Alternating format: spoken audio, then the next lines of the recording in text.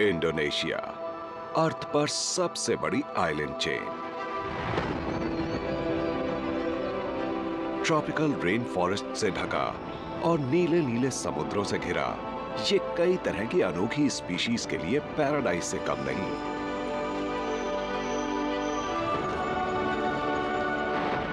पूरी दुनिया के कई इलाकों में अलग अलग तरह के मौसम देखने को मिलते हैं, लेकिन इंडोनेशिया में या बहुत ज्यादा गर्मी पड़ती है या हद से ज्यादा बारिश होती है। भारी बारिश वाले इन इलाकों में फंसे इन क्रीचर्स ने प्लैनेट के कुछ सबसे पावरफुल रेन स्टॉर्म्स का फायदा उठाना सीख लिया है।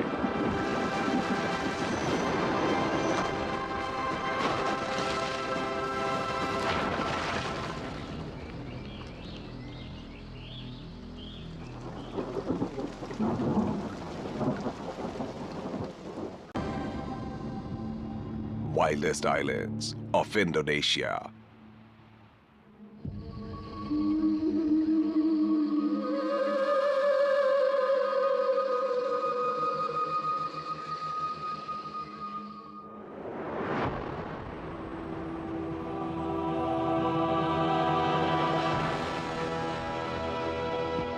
साउथ ईस्ट एशिया में मौजूद इंडोनेशिया के 17,000 आइलैंड्स इंडियन और पैसिफिक ओशंस के बीच एक लाइन बनाते हैं।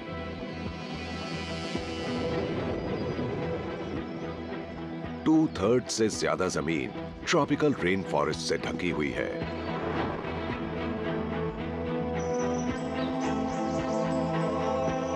दुनिया की करीब 15% एनिमल स्पीशीज यहां रहती हैं और बाकी दुनिया से अलग रहने की वजह से क्रीचर्स बड़े अनोखे तरीके से इवॉल्व हो गए। यहां टेम्परेचर 35 डिग्री सेल्सियस तक रहता है। रात में भी पूरे आर्किपेलागो में टेम्परेचर कभी कभी ही मिड-20 से नीचे जाता है।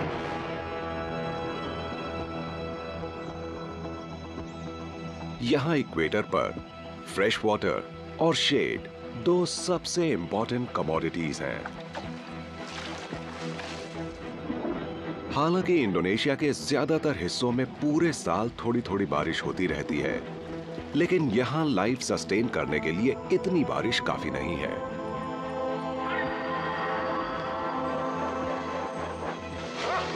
फॉर्चुनेटली मौसम बदलने वाला है।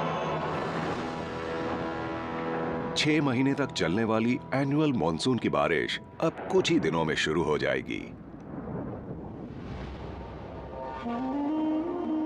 सुलावेसी इंडोनेशिया के आर्किपेलागो के बिल्कुल बीच में है और यह दुनिया का 11वां सबसे बड़ा आइलैंड है। इस आइलैंड का कोई भी पॉइंट समुद्र से 100 किलोमीटर से ज्यादा दूर नहीं है।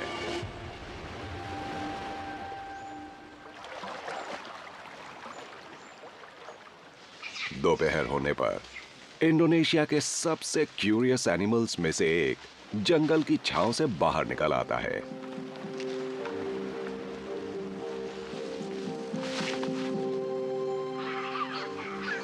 क्रेस्टेड ब्लैक मैकाक्स इस आइलैंड के सबसे बड़े प्राइमेट्स हैं और वो ज्यादातर समय जमीन पर अपना खाना ढूंढने में बिताते हैं।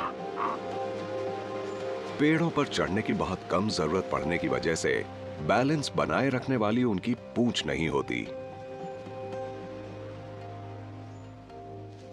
एक अल्फा मेल के पीछे 20 मैकाक्स का झुंड समुद्र के किनारे बहकर आए सीड्स और फ्लावर बर्ड्स को टटोलता है।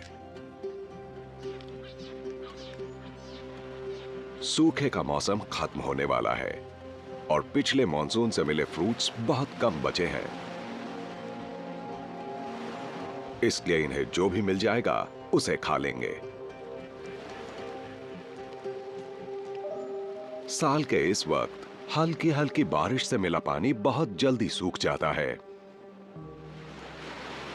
फ्रेश वाटर की कमी होने की वजह से कुछ समुद्र का खारा पानी भी पी लेते हैं,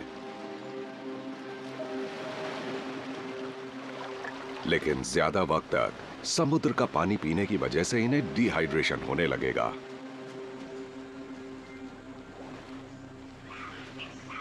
60 सेंटीमीटर ऊंचे और 10 किलो से कम वजन होने के बाद भी सुलावेसीज ब्लैक मकैक्स को किसी बड़े प्रेडेटर्स का खतरा नहीं होता।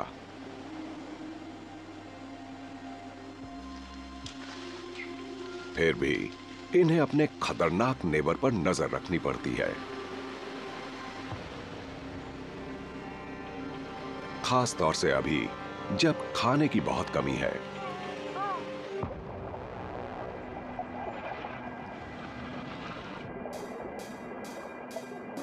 वाटर मॉनिटर्स की लंबाई 3 मीटर तक हो सकती है और ये दुनिया की दूसरी सबसे बड़ी लिजर्ड्स हैं।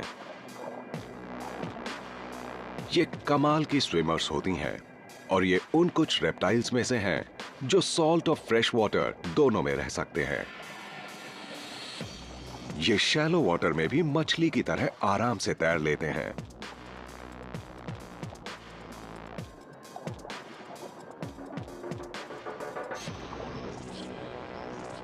ये आधा घंटे तक पानी में रह सकते हैं।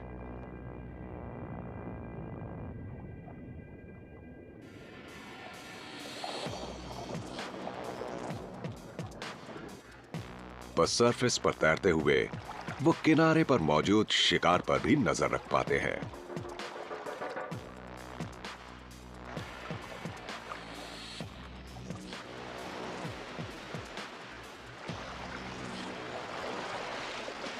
वाटर मॉनिटर्स वो सब खा लेते हैं जिसे निगल सकते हैं, यहां तक कि अपने साथियों को भी खा लेते हैं। पूरी आइलैंड चेन पर इन्हीं का राज चलता है और ये अपनी अकड़ वाली चाल से अपने होने का ऐलान करते हैं।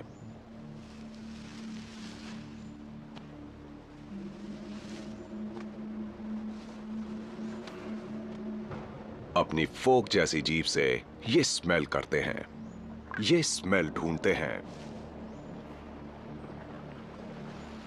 मकैक्स इस शिकारी को अच्छी तरह जानते हैं, इसलिए उसके तगड़े जॉज और whipped लाइक टेल से दूर रहते हैं।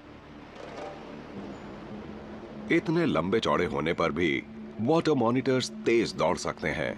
अपने शिकार को पकड़ते समय ये 20 किलोमीटर पर आवर की स्पीड से दौड़ते हैं। आज के खाने में इसे अपनी इन तेज टांगों को यूज करने की जरूरत नहीं पड़ी, लेकिन जल्द ही उनकी जरूरत पड़ सकती है क्योंकि किसी और को भी किनारे पर खाने की भनक मिल गई है।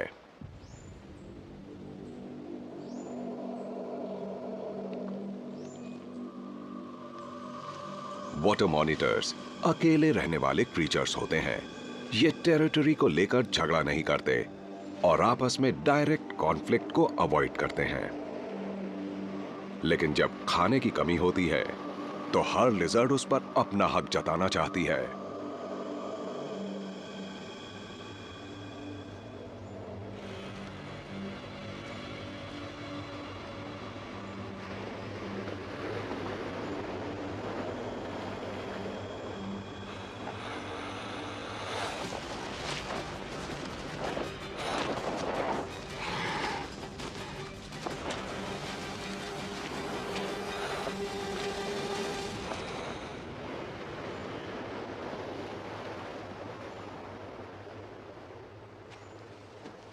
लगता है इस बार सिर्फ इसका ईगो हर्ट हुआ है।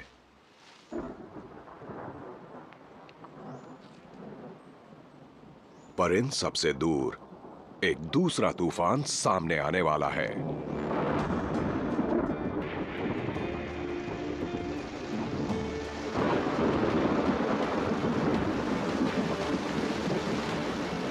मॉनसून की बारिश ने गर्मी के मौसम के खत्म होने का इशारा कर दिया। ये भारी बारिश अब अगले 6 महीने तक आती जाती रहेगी।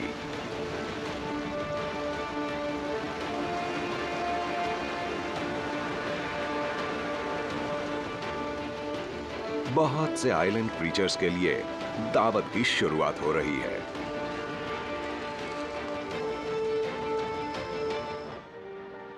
इंडोनेशिया में सिर्फ दुनिया की दूसरी सबसे बड़ी कोस्टलाइन ही नहीं है, बल्कि यहां पर कुछ शानदार फ्रेश वाटर लेक्स भी हैं। लेक टोबा, जो सुमात्रा आइलैंड पर है, 100 किलोमीटर लंबी और 30 किलोमीटर चौड़ी है। ये धरती पर सबसे बड़ी वोल्केनिक लेक है।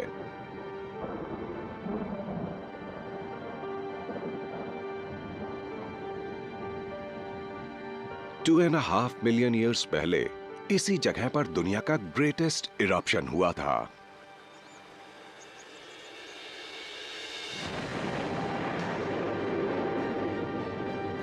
वो इरप्शन आज देखे जाने वाले इरप्शन से 200 गुना ज्यादा भयानक था। उसमें से 3 ट्रिलियन टन मैग्मा निकला था, जो मास में 19 मिलियन एम्पायर स्टेट बिल्डिंग्स के बराबर था। इससे बने ऐश क्लाउड का दुनिया भर के क्लाइमेट पर बहुत गहरा असर पड़ा। उसने सूरज को ढक दिया, टेम्परेचर्स गिरा दिए और लाइफ की कई फॉर्म्स का सफाया कर दिया। इस रॉक के डिपॉजिट्स ईस्ट अफ्रीका तक पहुंच गए थे, यानी 7,000 किलोमीटर से भी ज्यादा दूर।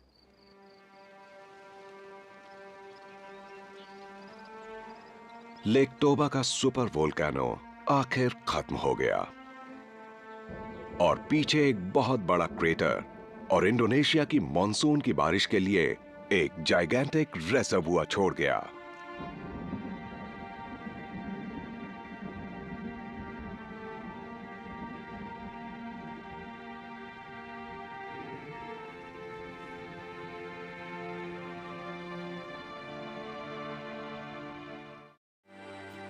इंडोनेशिया की नदियों और झीलों के बहुत बड़े नेटवर्क में फ्रेश वाटर फिश की 1300 से ज्यादा स्पीशीज रहती हैं। भारी बारिश से आसपास की जमीन से ऑर्गेनिक मैटर बह जाता है, जिसे खाने के लालच में मछलियां सरफेस पर आ जाती हैं। लेकिन पानी में ऊपर आने में बहुत खतरा होता है, खासकर जब आसमान में ईगल जैसी पैनी नजर वाला शिकारी मंडरा रहा हो।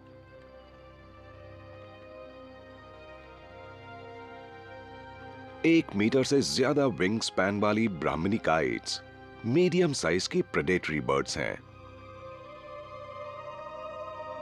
ये कोई भी क्रीचर खा लेती हैं और पूरी आइलैंड चेन पर कॉलोनी बना रखी है।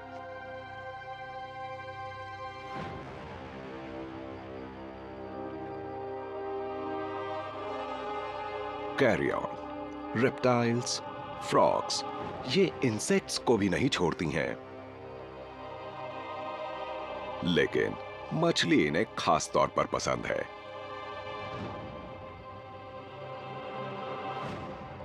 अगर उन्हें पकड़ सके तो। लेक के सरफेस से 50 मीटर ऊपर मंडराते हुए इस ब्राह्मणी काइट को खाना नजर आया।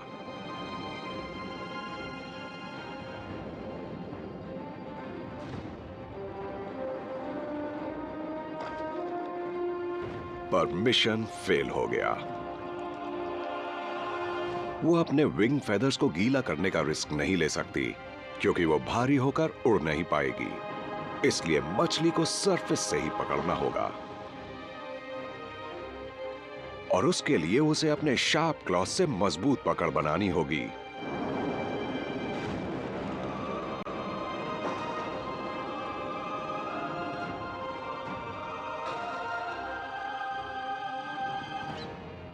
दूसरी बर्ड्स को भी मछलियों का पता चल गया और वो भी अपना लक आजमाने चली आईं। ब्राह्मणी काइट्स मिलजुल कर रहने वाली बर्ड्स होती हैं। 100 से भी ज्यादा ब्राह्मणी काइट्स एक ही जगह पर रहती हैं।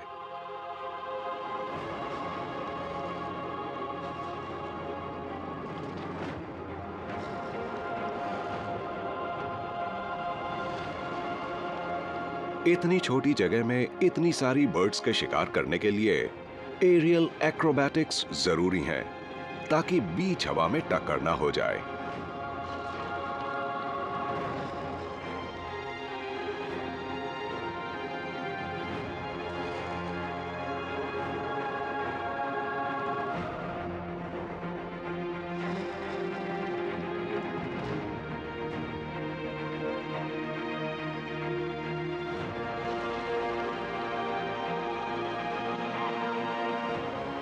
फाइनली काइट की मेहनत रंग ले आई।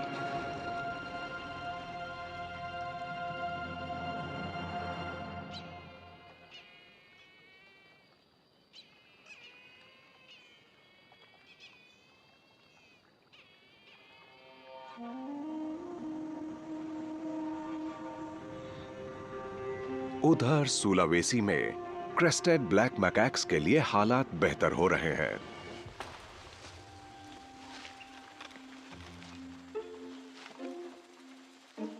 छह महीने तक गर्मी की मार झेलने के बाद अब वो हाल में हुई बारिश से फायदा उठा सकते हैं। पीने का ताजा पानी मिलने के साथ साथ भारी बारिश से फ्रूट की 100 से भी ज्यादा वैरायटीज मिल जाती हैं।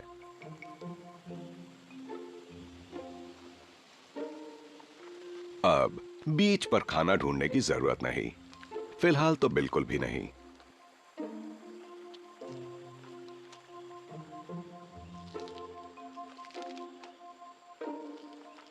खाना इतना ज्यादा है कि झुंड अपनी पसंद का खाना भी चुन सकता है। कम पके फ्रूट्स फौरन फेंक दिए जाते हैं, लेकिन एक मंकी का फेंका गया फ्रूट दूसरे के काम आ जाता है। मैंगोज, फिग्स और ब्रेड फ्रूट से जरूरी कार्बोहाइड्रेट्स और विटामिन भी मिलते हैं।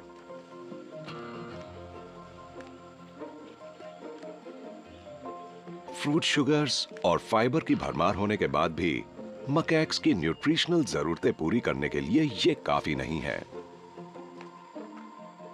Fortunately rotting locks burrowing insects के लिए एक परफेक्ट जगह है।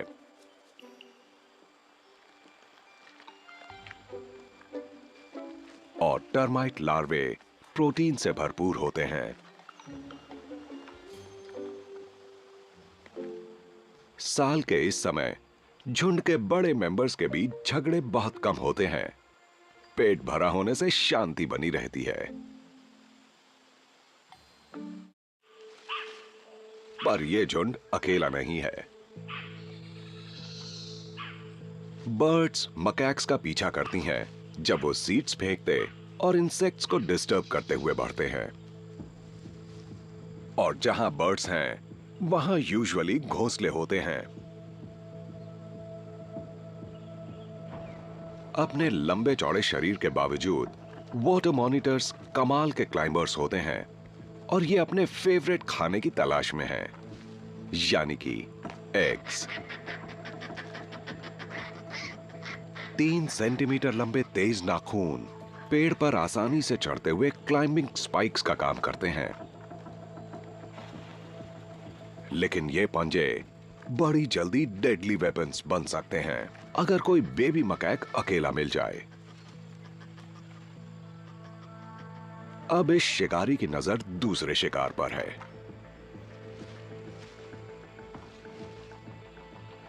घबराया हुआ झुंड उस बेचारे बेबी मकैक को देखता रहता है, पर वो कुछ कर नहीं सकते।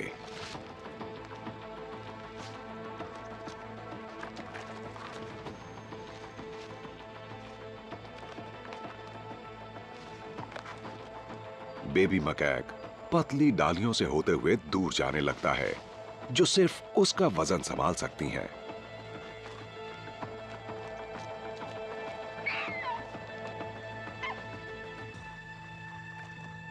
भारी लिजर्ड जानती है कि वो उसका पीछा नहीं कर सकती, इसलिए अपना मिशन कैंसिल कर देती है।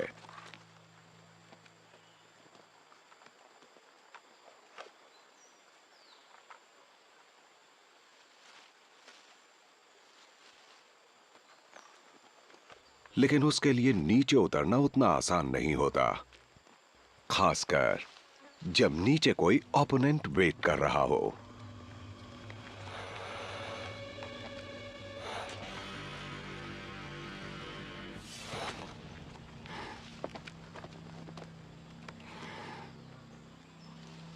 फॉर्चुनेटली बेबी मकैक को अपने झुंड के पास जाने के लिए बस इसी मौके की जरूरत थी।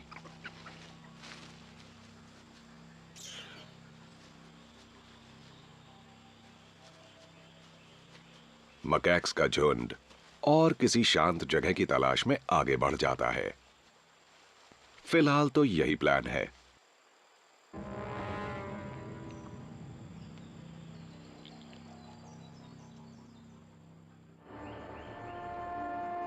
सुलावेसी से वेस्ट में करीब 100 किलोमीटर दूर इंडोनेशिया का सबसे बड़ा आइलैंड है। लगभग 7,50,000 स्क्वायर किलोमीटर्स में फैला बोर्नियो दुनिया का तीसरा सबसे बड़ा आइलैंड है और सुलावेसी से 4 गुना बड़ा है।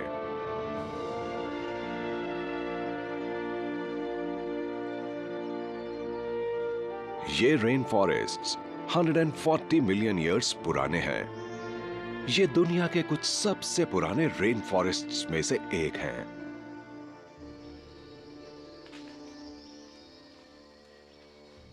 बोर्नियो कई रेयर स्पीशीज का घर था जो बड़े अनोखे तरीके से इवॉल्व हो गई, जिनमें इसका सबसे मशहूर रेजिडेंट भी है।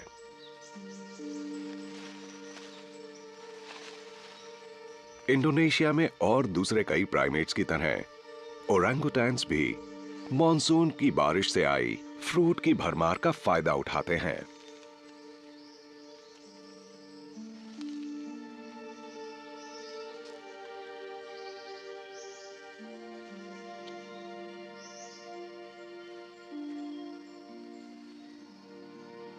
हाल में हुई बारिश से बोर्नियो की बर्ड्स को भी फायदा हुआ। इस आइलैंड पर 650 से ज्यादा स्पीशीज रहती हैं।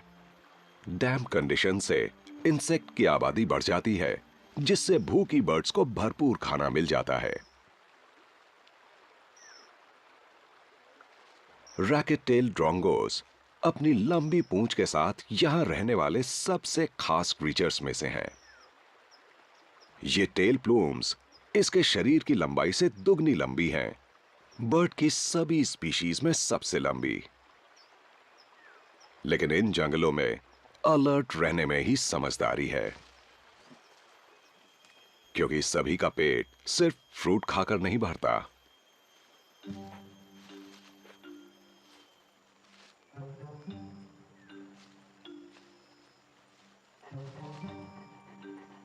बिल्ली जैसे चेहरे, बेयर जैसी बॉडी और मंकी पर ज्यादा सूट करती पूंछ वाला ये बिनचुरोंग आइलैंड पर शायद सबसे अजीब क्रीचर है। करीब 30 किलो वजन और 1 मीटर से कुछ कम लंबे शरीर वाला ये मंगूस जैसा कार्निवोर वो सब कुछ खा सकता है जो उसके हाथ लग जाए। लेकिन उसकी एक खास पसंद है, बर्ड्स एग्स। और भले ही ये ड्रोंगो अपने नेस्ट का पता ठिकाना भूल गई हो, लेकिन बिनचुरोंग की तेज नाक अपने खाने का पता लगा लेती है।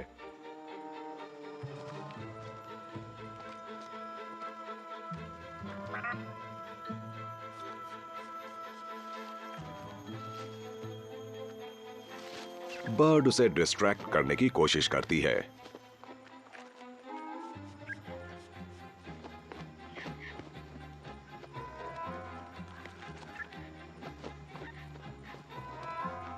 लेकिन उसकी कोशिशें बेकार जाती हैं। बिनचुरोंग कमाल के क्लाइंबर्स होते हैं। प्राइमेट्स के अलावा ये उन थोड़े से मैमल्स में से हैं जिनकी प्रीहेंसाइल टेल होती है। इसकी पूंछ पेड़ों पर चढ़ते हुए फिफ्थ लिम्ब का काम करती है।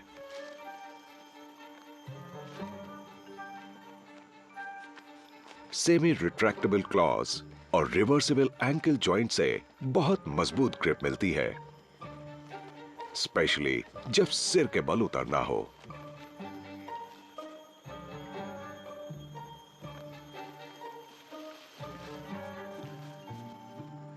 फाइनली उसे घोंसला मिल गया।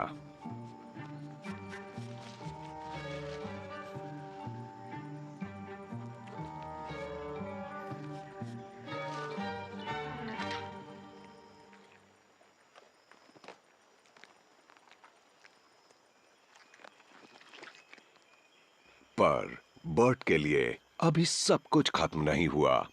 ड्रोंगोज भी कई बर्ड्स की तरह अगर पहला बैच डिस्ट्रॉय हो जाए तो फिर से अंडे दे सकती हैं।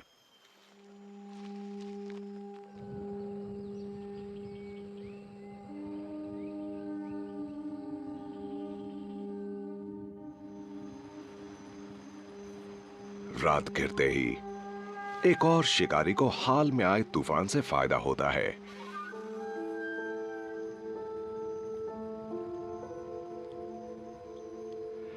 बफी फिश आउल्स 50 सेंटीमीटर्स ऊंचे होते हैं और आइलैंड पर एक सबसे बड़ी आउल स्पीशीज के हैं।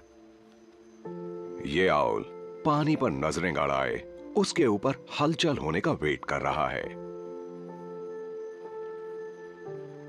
मॉनसून के समय फॉरेस्ट फ्लोर के कुछ हिस्सों पर बहुत पानी भर जाता है, जिससे फिश कम गहरे पानी में आ जाती हैं। ये ईगल आइड प्रेडेटर इन नए बने फीडिंग ग्राउंड्स पर अपनी भूख मिटाना चाहता है।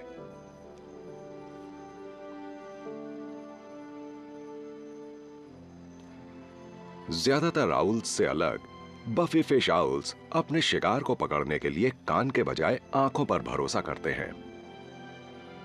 उनके चेहरे का शेप टिपिकल डिस्क जैसा नहीं होता, जो दूसरी स्पीशीज के आउल्स आवाज को चैनलाइज करने के लिए यूज करते हैं।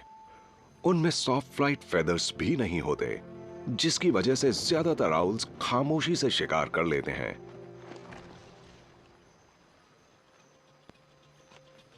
इसका शिकार पानी के अंदर है और सुन नहीं सकता, चाहे ये कितना भी शोर कर ले।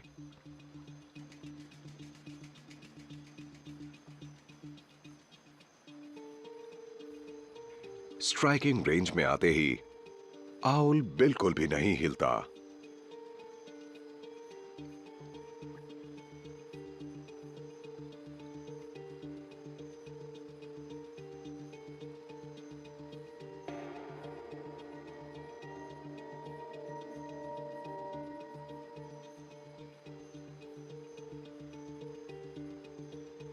बिना फेदर वाली ये टांगे गीली होने के लिए इवॉल्व हुई हैं। इसके टोस पर भी स्पाइकी नॉन स्लिप स्केल्स हैं।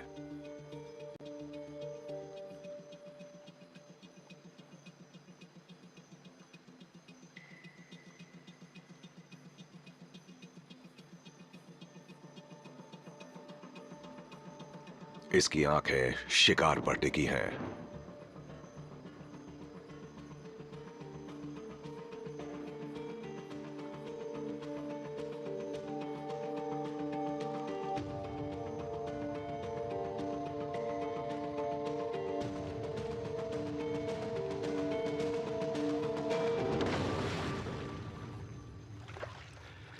अब मछली के बचने का कोई चांस नहीं।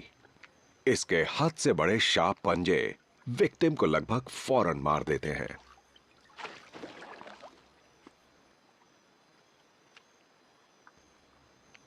हुक जैसी मुड़ी हुई चोंच मछली पर मजबूत पकड़ बनाए रखती है, फिर उसे वो पूरा निकल जाता है।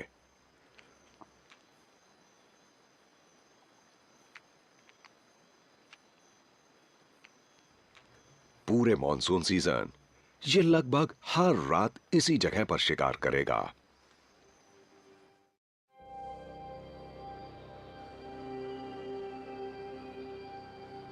इंडोनेशिया का क्लाइमेट उसकी अनोखी ज्योग्राफी के हिसाब से चलता है।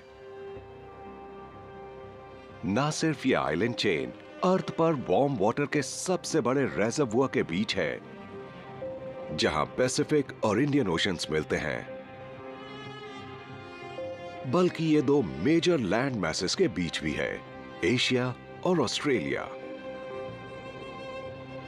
पूरे साल ये कॉन्टिनेंट्स गर्म होते रहते हैं और बारी बारी आसपास के ओशन से हवा खींचते रहते हैं। यही वो ऑसिलेशन है जो ऑस्ट्रेलियन कॉन्टिनेंट से 6 महीने तक गर्म हवाएं लाता है और उसके बाद moist Asian and Pacific air masses से भारी बारिश लाता है।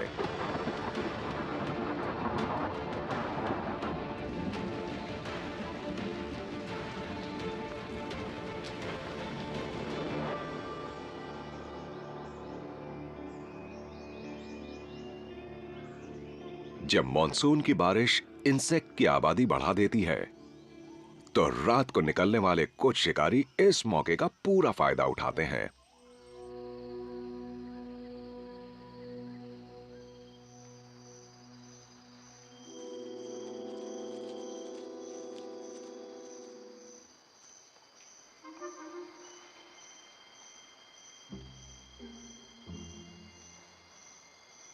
स्पेक्ट्रल टार्सियर्स दुनिया के सबसे छोटे प्राइमेट्स में से एक हैं। उनके शरीर की लंबाई 14 सेंटीमीटर से ज्यादा नहीं बढ़ती। वो इतने छोटे होते हैं कि इंसानों के हाथ में आ सकते हैं। रात के इन शिकारियों की बड़ी बड़ी आंखें इनकी सबसे बड़ी खूबी हैं, जो इनके दिमाग और पेट दोनों से बड़ी होती हैं।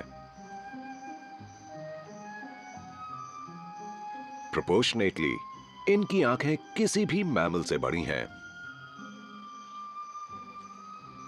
बैट जैसे कान, जो हल्की सी सरसराहट भी सुन सकते हैं, टार्सियर को छुपे हुए शिकार के बारे में अलर्ट कर देते हैं। भोला भाला और मासूम चेहरा होने के बाद भी टार्सियर्स का एक खतरनाक पहलू भी है।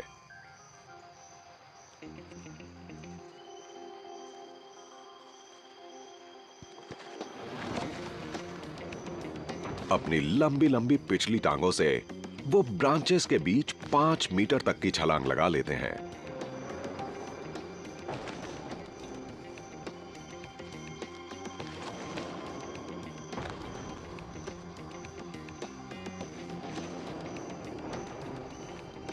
पैडेड फिंगर टिप्स और पंजे लैंड करते वक्त ग्लू जैसी मजबूत पकड़ देते हैं।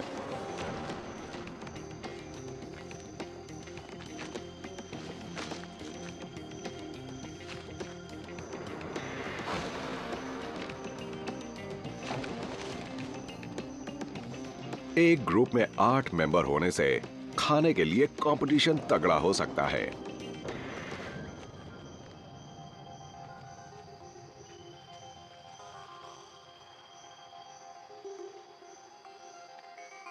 और टार्सियस सोसाइटी में फर्स्ट कम फर्स्ट सर्व का मामला है।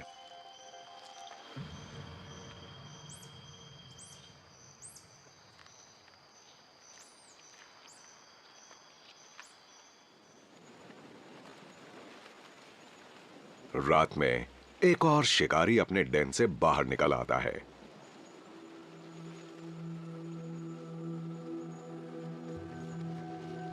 ये कोई मामूली क्रीचर नहीं है। इसके सांप जैसे स्केल्स और ड्रैगन जैसे पंजे लिजर्ड्स जैसे लिम्स की तरह दिखते हैं।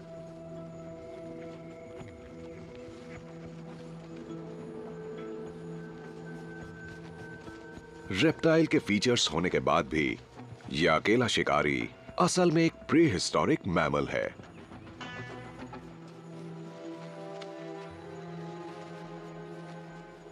पेंगोलिन कहा जाने वाला यह शिकारी अपने फेवरेट खाने की तलाश में निकला है, यानी एंट्स। पेंगोलिन्स की आंखें कमजोर होती हैं, इसलिए वो अपने शिकार का पता लगाने के लिए अपनी जबरदस्त सूंघने और सुनने की ताकत का सहारा लेता है।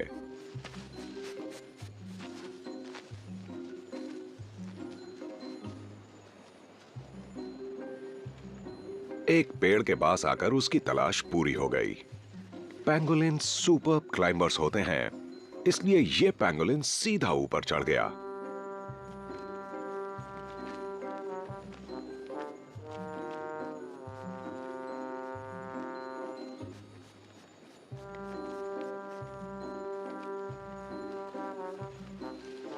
फाइनली उसे चींटियों की कॉलोनी मिल गई।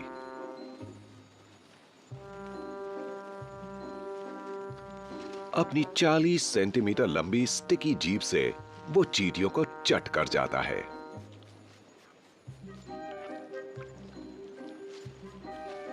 मैमल्स में पेंगोलिन्स यूनिक होते हैं। पेंगोलिन्स के दांत नहीं होते, इसलिए अपने खाने को डाइजेस्ट करने के लिए वो अपनी मस्कुलर इंटरनल स्टमक वॉल का सहारा लेते हैं, जिनमें स्पाइन्स की लाइनिंग होती है। छोटे छोटे खाए गए कंकड़ पेट के कंटेंट्स को पीस देते हैं, बर्ड के गिजर्ड की तरह।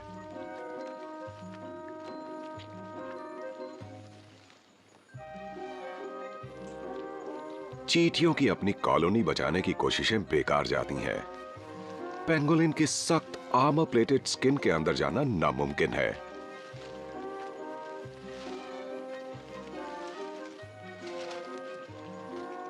पेंगोलिन्स एक रात में 2 लाख तक चींटियां खा जाते हैं।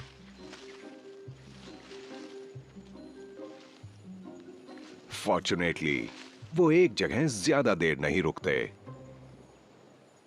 जिससे उनके विक्टिम्स को अपनी बर्बाद कॉलोनीज को फिर से बनाने का मौका मिल जाता है।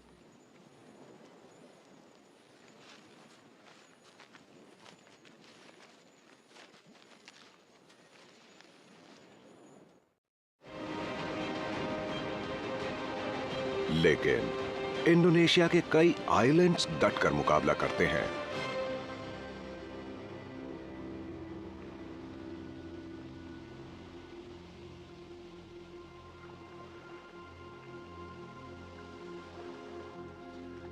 मैनग्रोव्स पेड़ों और झाड़ियों का एक ग्रुप होता है, जिसका एक पैर जमीन पर और दूसरा समुद्र में होता है।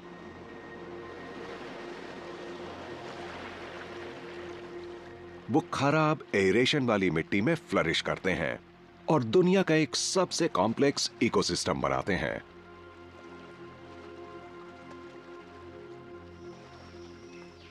एरियल रूट्स का एक बहुत बड़ा नेटवर्क जरूरी ऑक्सीजन को सोख लेता है और स्ट्रक्चरल सपोर्ट भी देता है।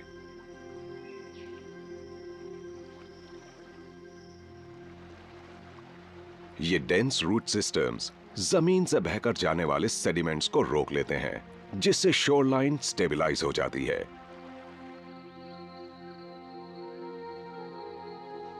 ये वेव एनर्जी को भी घटा देते हैं और विंड ब्रेक्स की तरह काम करते हैं।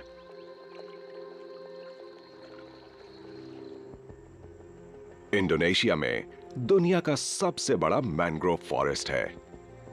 आइलैंड कोस्ट्स के साथ साथ 30,000 स्क्वायर किलोमीटर्स में फैला ये दुनिया के सारे मैंग्रोव इकोसिस्टम्स में से 5वां है।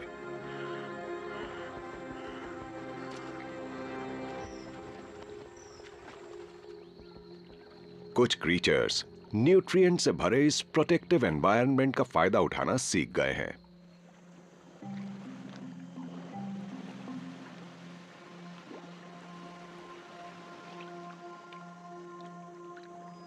मड स्किपर्स पानी और जमीन दोनों पर आराम से रहते हैं। एम्फीबियंस की तरह ये खुली हवा में अपनी स्किन से सांस ले सकते हैं, लेकिन मड स्किपर्स को गिल चेंबर में पानी भर के रखना पड़ता है ताकि वो सूख ना जाए। इस तरह वो 3.5 दिन तक जमीन पर सरवाइव कर सकते हैं। लो टाइड होने पर खाने को लेकर छीना झपटी शुरू हो जाती है। ये मड स्किपर सैंड में अपना खाना ढूंढता है और माइक्रोस्कोपिक क्रीचर्स छांट लेता है। इंसेक्ट्स, वर्म्स और छोटे इंक्रस्टेशंस भी ये खा लेते हैं।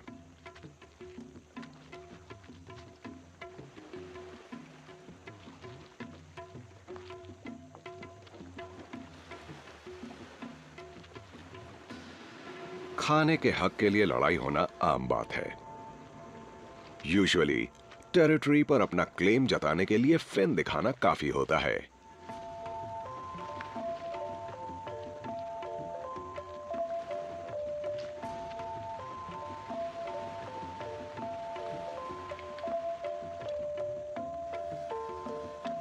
लेकिन कभी-कभी मुंह भी खोलना पड़ता है।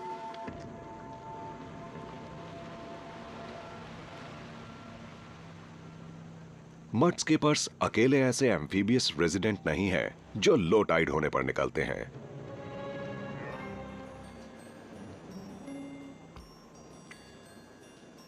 फिडलर क्रैब्स का नाम उस वायलिन बजाने के एक्शन से पड़ा जिसे वो खाना खाते हुए करते हैं।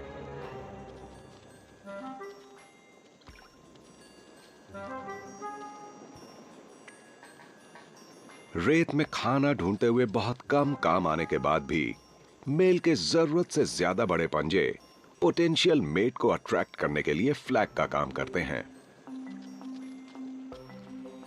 जो ज्यादा तेज फ्लैग लहराते हैं वो बाजी मार लेते हैं।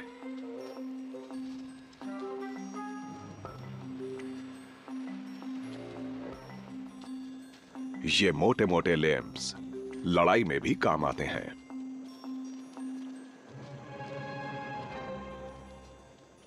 जबरदस्त ताकत से टेरिटरी को लेकर झगड़े निपटाए जाते हैं।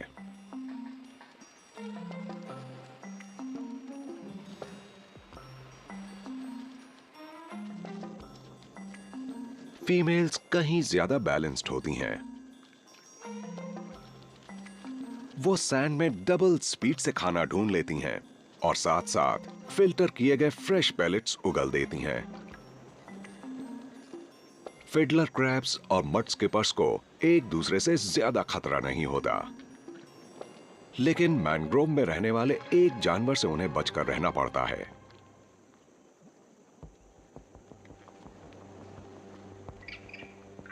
लॉन्ग टेल मकैक्स करीब 50 सेंटीमीटर ऊंचे और 7 किलो वजनी होते हैं।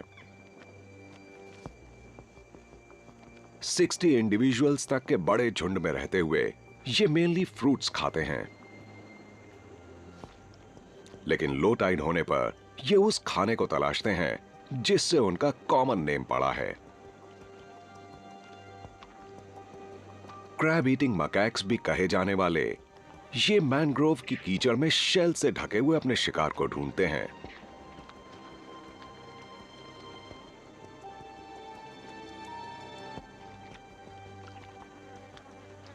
ये फीमेल अपने विक्टिम को बहुत संभाल कर पकड़ती है। अपने एक्सपीरियंस से उसे पता है कि क्रैब के पिंसर्स तगड़ा झटका दे सकते हैं।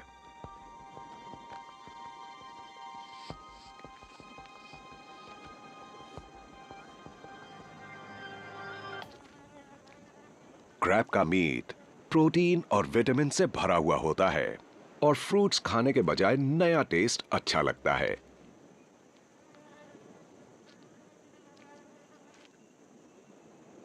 मकैक्स अपना खाना शेयर नहीं करते और इस यंगस्टर को लगता है कि अब वो अपने खाने का इंतजाम खुद कर सकता है।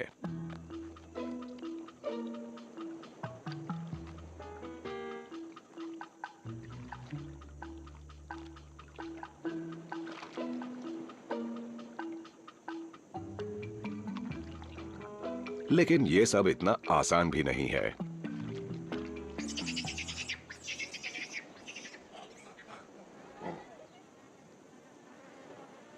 क्रैब के बजाय वो सेफ खाने से काम चला लेता है। थोड़ा सा धोते ही आसानी से मिलने वाला सीड खाने के लिए तैयार है।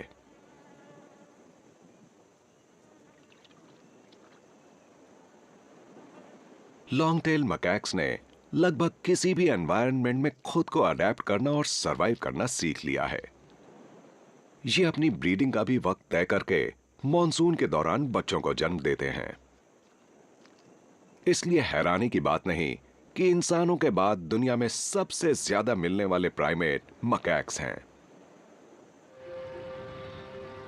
भरपूर फ्रेश फ्रूट होने के साथ साथ रेन फॉरेस्ट फ्लोर के कुछ हिस्से वाटर पार्क में बदल गए हैं।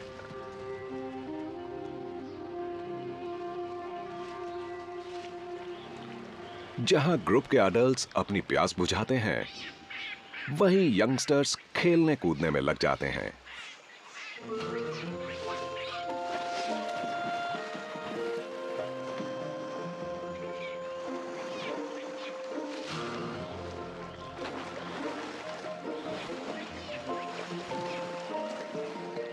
यंग मकैक्स के लिए इस तरह खेलना बहुत जरूरी है।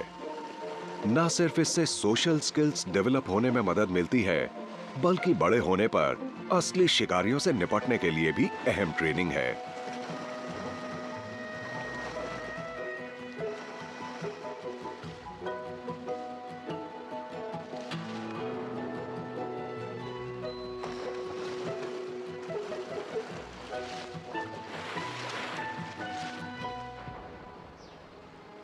आइलैंड के रेप्टाइल्स भी अपने पानी वाले नए घर में खुश लग रहे हैं,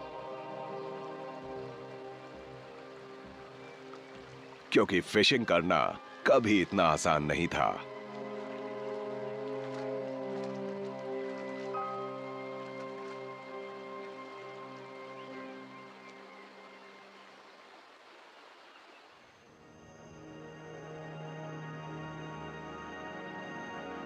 दिन ढलने के साथ ही वक्त हो गया इंडोनेशिया के एक सबसे शानदार डिस्प्ले के शुरू होने का।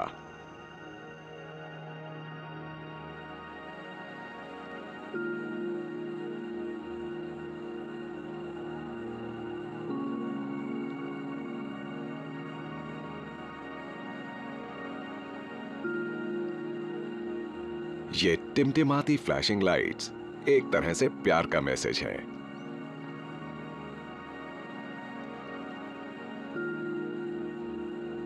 जो मॉनसून के आने से शुरू हो जाती हैं। हजारों मेल फायरफ्लाइज फीमेल्स को अट्रैक्ट करने के लिए अपने फ्लैशेस को सिंक्रोनाइज करने की कोशिश करते हैं। एक साथ कोशिश करने से उनके नोटिस में आने के चांसेस बढ़ जाते हैं। फायरफ्लाइज असल में सिर्फ कुछ मिलीमीटर लंबे बीटल्स होते हैं।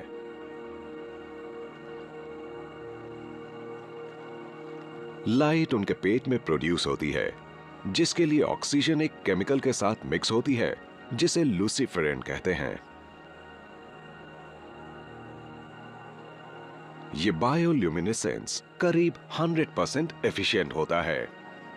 ये लाइट जरा भी गर्मी पैदा नहीं करती, जिससे बहुत कम एनर्जी खर्च होती है।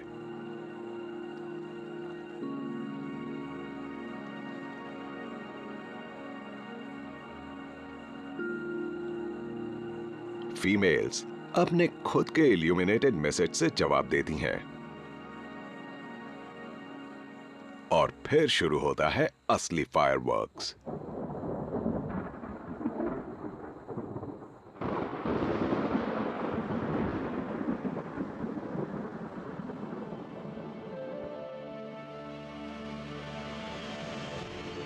इंडोनेशिया में अलग अलग तरह के इलाके हैं और नेचुरल वर्ल्ड में ये कई जानवरों के लिए जन्नत है। फिर भी क्रीचर्स को ट्रॉपिकल हीट में चैलेंजेस का सामना करना पड़ता है। कभी पानी की कमी होती है,